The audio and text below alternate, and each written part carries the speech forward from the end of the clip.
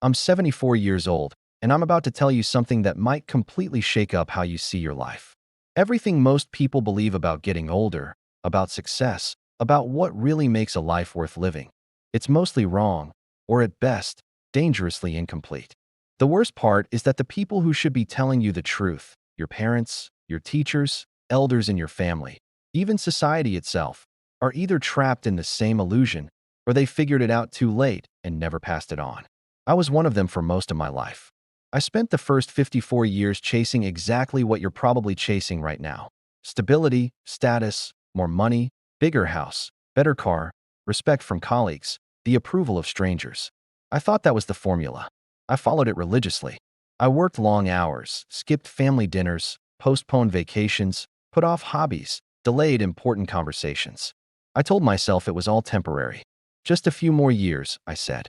Then I'll enjoy life. But at 55, the illusion shattered. I had what doctors politely call a major cardiac event. In plain words, my heart nearly stopped. I was in the middle of a heated meeting at the office, arguing over quarterly numbers that now seem so meaningless. Suddenly, the room spun. Sharp pain in my chest like someone drove a knife through it. I collapsed. The next thing I remember is waking up in a hospital bed surrounded by beeping machines, tubes in my arms, oxygen, mask on my face, and my wife in the corner, tears streaming down her face, holding my hand like she was afraid I'd disappear if she let go. The doctor came in later and said, "You're lucky to be alive. Most people don't survive that kind of event." Lucky? As I lay there for days, unable to move much, with nothing to do but think, I faced the brutal reality. I hadn't been truly alive for decades. I had been on autopilot, checking boxes, meeting expectations that weren't even mine, chasing shadows. If that day had been my last, what would my life have amounted to? A decent retirement fund? A fancy title on a business card? A house full of things I barely used? Memories that would fade with the people who knew them? Nothing that would truly echo after I'm gone. Here's the biggest, most dangerous lie you're probably telling yourself every single day. I have time. I have time to fix my marriage. I have time to spend with my kids. I have time to travel. I have time to start that passion project. I have time to call my parents more often. I'll do it later, when I have more money, when the kids are older, when work slows down, when I retire. Let me save you 50 plus years of quiet regret with the harshest truth I know. That later almost never comes. The goalposts keep moving. You get the promotion, and suddenly you need the next one to feel secure. You buy the bigger house, and then you need to fill it with more stuff. You make more money, but expenses rise to match, and the emptiness stays. The ladder never ends, and one day you look around and realize you're at the top of the wrong one. I climbed for over 30 years. I became a senior partner in my firm. I had the corner office, the respect, the salary that let me buy whatever I wanted. And after each milestone, a brief high, maybe 48 hours of feeling, I've made it. Then the feeling vanished. Back to baseline. Back to needing the next thing.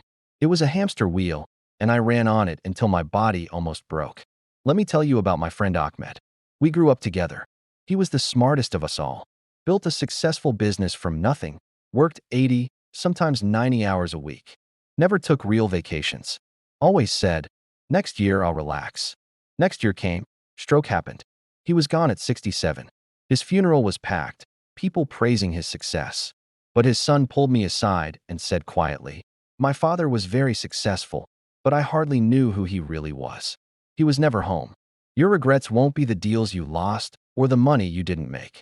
They'll be the moments you missed. The small, everyday things that add up to a lifetime. The family trip I canceled because work was too busy. The evenings I spent working late instead of playing with my kids. Though I love you, I never said enough to my wife when she needed to hear it most. The phone calls to my aging mother I skipped because I was tired. The book I always wanted to write but never started. The old friends I let drift away because maintaining relationships felt like extra work. My own father passed when I was 48. Sudden heart attack, gone in hours. We had a complicated relationship. Arguments, unspoken hurts. I always thought, we'll talk later. There's time. We never got that time. To this day, I regret every Sunday I didn't call, every dinner I didn't visit, every chance to say sorry or "I appreciate you" that I let slip. After the hospital, I quit the race. I stepped back from the firm. I started saying no to things that drained me. I said yes to life, Real life. In the last 19 years, I've learned more about what matters than in all the previous decades combined. The truths are embarrassingly simple, yet most people ignore them until it's too late. Time with the people you truly love, quality time, not just being in the same room. Work that feels meaningful, even if it's smaller or pays less, something that lights you up inside. Experiences over possessions, memories of sunsets, laughter, adventures, not more gadgets gathering dust. Forgiveness, letting go of grudges before they poison you. Being fully present, not half listening while checking your phone. Health as the real wealth, because without it, nothing else matters. I know this sounds like cliches when you're in your 20s, 30s, or 40s. Yeah, but there are bills to pay, family to support. Absolutely true. I'm not telling you to quit your job tomorrow or become irresponsible. I'm saying, don't sacrifice the irreplaceable for the temporary. Start small. Protect your evenings. Make one call a week to your parents. Plan one short trip this year. Say no to overtime if it means missing your child's game. Write down 3 things you're grateful for every night. These tiny habits compound into a life without the heavy weight of regret. Now I want you to pause and answer this honestly, just to yourself. If tomorrow was your last day, would you look back and feel satisfied with how you've lived so far? Not would others be impressed by your achievements. Not would your bank account look good. Just you. In that quiet moment, would you feel at peace? If the answer is no, or even not really, then ask, what exactly are you waiting for? What excuse is strong enough to gamble your one precious life on? After watching this video, please share your own story in the comments. What's the one thing bothering you the most? What change do you want to make starting today? Your words might inspire someone else to avoid the same mistakes. You could save someone's decades of regret. I'm 74 now. Health is okay so far, but every single morning when I wake up, I know this is borrowed time. My grandchildren are growing up so fast, smart, energetic, but already stressed, chasing grades, jobs, likes on social media. They're repeating the same patterns I did. I try to tell them, share these lessons, but they smile politely and think, these are old ideas, they don't apply to us. That's why I'm speaking here. Maybe one of you, watching this, will actually listen and choose differently. Your parents, your spouse, your children, your siblings, your close friends. None of these relationships are permanent. Time is slipping away every second. One day, probably sooner than you expect, they won't be here. Call them today. Hug them. Tell them what they mean to you. Don't wait for a crisis to realize what mattered. If I could sit down with my 30-year-old self today, here's exactly what I'd say. Stop trying to impress people who won't remember your name in 10 years. Stop trading your health for overtime paychecks. Stop postponing joy, love, and rest until some magical someday. Stop waiting for permission to live the life you actually want. Start calling your parents more often, even if it's just 5 minutes. Start taking those small trips you've been dreaming about. Start doing the things that scare you a little. They usually lead to the best stories. Start saying no to obligations that drain your soul. Start saying yes to experiences that fill your heart. And most importantly, start now. Not next month. Not after the holidays. Not when things settle down. Now.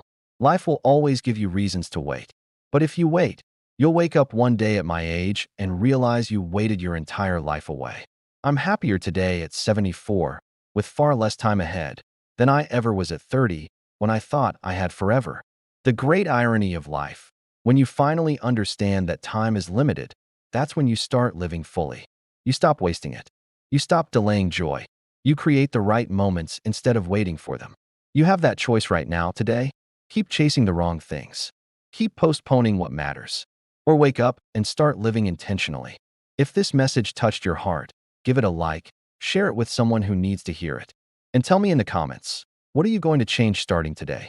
If you can't comment, for full privacy, just email me. The link is in the description. Your name will be used, I promise 100%. Subscribe if you want more truths while I still have time. The clock is ticking for all of us. What are you going to do with your time?